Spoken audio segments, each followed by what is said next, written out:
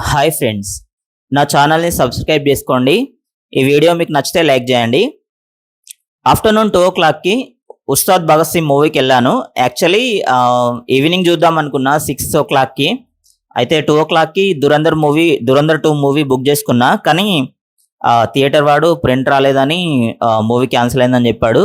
So 2 o'clockకి Ustaad Bhagat Singh మూవీకి వెళ్ళాను.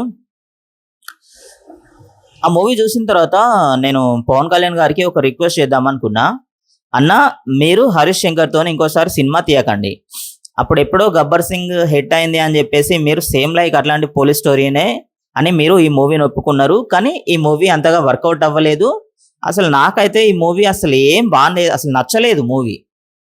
Okay, ఇప్పుడు కథలోకి వెళ్దాం.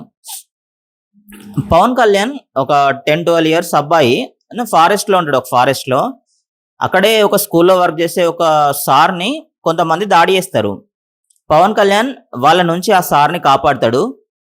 కాపాడిన తర్వాత ఆ సారు ఈ పవన్ కళ్యాణ్ని తీసుకెళ్లి తన స్కూల్లో జాయిన్ చేయించుకొని చదివిపిస్తాడు.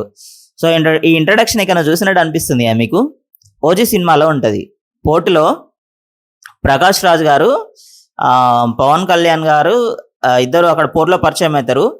అక్కడ నుంచి ఆ మూవీ మొత్తం కూడా పవన్ కళ్యాణ్ ప్రకాష్ రాజ్కి ప్రొటెక్షన్ ఇస్తాడు.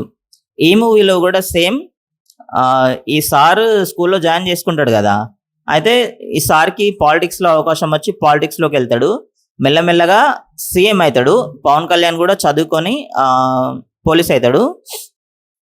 ఇంకా అప్పటి నుంచి ఎండ్ దాకా పవన్ కళ్యాణ్ ఆ సార్కి ప్రొటెక్షన్ ఇస్తాడు. ఓకే, ఈ మూవీలో అసలు స్టోరీ ఏం లేదు. స్క్రీన్ ప్లే అలా అలా ఉంది కానీ స్టోరీ అయితే ఏం లేదు. సో ఈ మూవీలో హరీష్ శంకర్ కొన్ని చోట్ల కామెడీ సీన్స్ రాసిండు. చాలా మంది కామెడియన్స్ని తీసుకున్నాడు. కానీ ఒక్క చోట కూడా కామెడీ అయితే నవ్వుకునే విధంగా అయితే లేదు. అసలు నేనే కాదు, థియేటర్లో ఎవరైనా కూడా ఒక్కసారి కూడా నవ్వుకోలేదు కనీసం. అట్లా ఉంది కామెడీ సినిమాలో. తర్వాత music, Thaman music. Actually Thaman ఎప్పుడు చేంజ్ అవుతాడో ఏమో నాకైతే అర్థం కాదు. కానీ ఆ మ్యూజిక్, బ్యాక్గ్రౌండ్ మ్యూజిక్ అసలు మోగుతూనే ఉంటుంది. ఇప్పుడు ఒక సీన్ స్టార్ట్ అయింది అని అంటే ఆ సీన్ అయిపోయేదాకా మ్యూజిక్ మోగుతూనే ఉంటుంది. చాలా మంది మ్యూజిక్ డైరెక్టర్స్ ఏం చేస్తారు అంటే ఎక్కడైతే మ్యూజిక్ అవసరం ఉంటుందో అంటే ఎలివేషన్ ఇవ్వడానికి అక్కడే మ్యూజిక్ వదులుతారు. కానీ తమన్ మాత్రం మూవీ స్టార్టింగ్ నుంచి ఎండింగ్ దాకా మ్యూజిక్ వదులుతూనే ఉంటాడు. నాకైతే అసలు నేను 2-3 సార్లు చెవులు మూసుకున్నా. ఆ మ్యూజిక్ ఎంత చిరాగా అనిపిస్తుంది. ఆ బ్యాక్గ్రౌండ్ మ్యూజిక్ అనేది మన ఎక్కడ అవసరమో అంటే హీరో ఎలివేషన్కి అక్కడే వేయాలి. అండ్ ఈ సినిమాలో అయితే హరీష్ శంకర్ పవన్ కళ్యాణ్కి ఒక్క ఎలివేషన్ కూడా ఇయ్యలేదు. సినిమా మొత్తంలో మీరు ఎక్కడ వెతికినా కూడా కనీసం ఒక్కసారి కూడా ఎలివేషన్ అయితే లేనే లేదు.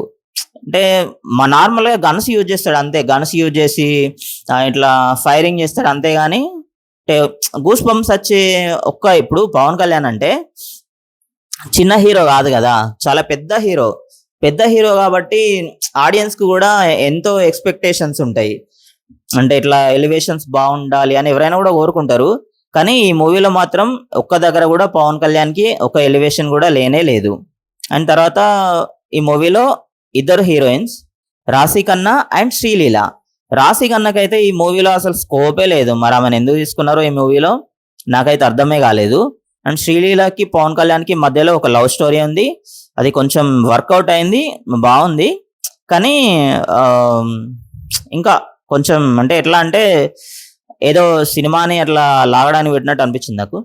ఓకే, అండ్ శ్రీలీలతోని ఒక సాంగ్ అంటే తొలి ప్రేమలో ఉంటుంది కదా సాంగ్, ఈ మనసే సే అనే సాంగ్. ఆ సాంగ్ ఈ మూవీలో యూజ్ చేసిరు, తొలి ప్రేమలో ఉంది. నాకైతే చాలా బాగా నచ్చింది సాంగ్. ఆ సాంగ్ స్టార్టింగ్ నుంచి ఎండింగ్ దాకా కూడా నేను మస్తు ఎంజాయ్ చేసిన, బాగుంది. అండ్ తర్వాత విలనిజం వచ్చేసి చాలా వీక్. అంటే ఎట్లా అంటే ఇప్పుడు హీరోకి విలన్కి అంటే ఇంటర్వెల్ నుంచో లేదంటే స్టార్టింగ్ నుంచో కొంత ఏదో ఒక ఇష్యూ జరిగినప్పటి నుంచి కూడా క్లైమాక్స్ దాకా కొన్ని రకమైన అంటే గూస్ బంప్స్ ఇచ్చే సీన్స్ కానీ అట్లాంటివి ఉండాలి. సో అట్లాంటివి ఏం కూడా లేవు. ఒక స్ట్రాంగ్ విలనిజం అనేది లేదు.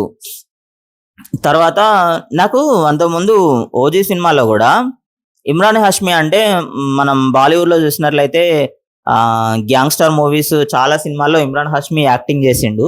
ఆయన యాక్టింగ్ అంటే నాకు ఇమ్రాన్ హాష్మి అంటే ఇష్టం. ఆయన తర్వాత దానిలో మన అది ఇమ్రాన్ హాష్మికి బీజీఎం ఏసిండు కదా! తమన్. ఇదేదో అంటే నాకు పాడడానికి రావట్లేదు. ఆ బీజీఎం ఇమ్రాన్ హాష్మికి థియేటర్‌లో చూస్తే మాత్రం వేరే గూస్ బంప్స్ ఫీలింగ్. కానీ లాస్ట్‌లో క్లైమాక్స్‌లో అయితే అసలు చాలా సింపుల్‌గా చంపేసిండు. అండ్ అంటే పార్ట్ 2 ఉంది. ఆయన చనిపోయిండో చనిపోలేదో క్లారిటీ లేదు. ఓకే. అండ్ ఇక్కడ గూడా మనకి విలనిజం అనేది అంత స్ట్రాంగ్‌గా లేదు. అండ్ తర్వాత బుల్లెట్‌లయితే కామెడియన్స్‌కి బుల్లెట్‌లు వాడడం అంటే స్టోరీ ఎట్లా రాస్తారు? ఏంది కొంచెం అంటే సిట్యుయేషన్‌కి గూడా తగ్గట్టు స్టోరీ అంటే రైటింగ్ అనేది ఉండాలి. ఏదో చూస్తారు అంటే జనాలేమన్నా అంత పిచ్చోళ్ళా? అంటే నాకు 'పవన్ కళ్యాణ్' అంటే ఇష్టం. నేను 'పవన్ కళ్యాణ్' నుంచి మంచి సినిమా రావాలని నేను కోరుకుంటున్నా. 'ఓజీ' మూవీ గూడా నేను ఆహ్, ప్రీమియర్‌కెళ్ళిన 4కి చూసిన. 'ఓజీ' సినిమా నాకు నచ్చింది. కానీ కొంచెం క్లైమాక్సే డిసప్పాయింట్ చేసింది. మిగతా మూవీ అంతా గూడా నాకు నచ్చింది. ఇంకా ఈ మూవీలో ఇంతే చెప్పాల్సినవి. మూవీ అంటే మ్యాక్స్ ఒక 2, 3 డేస్ ఆడొచ్చు అంతే. అంటే నాకు 'పవన్ కళ్యాణ్' మూవీస్ చూస్తా గానీ, ఫ్యాన్ అంటే కొంచెం ఇష్టము. మరి అంత ఫ్యాన్ ఏం కాదు. ఫ్యాక్ట్ చెప్తున్నా, సినిమా బాలేదు. ఒక 2, 3 డేస్ కంటే ఎక్కువ ఆడదు. నెక్స్ట్ మూవీ 'పవన్ కళ్యాణ్‌ది' మంచి మూవీ రావాలని నేను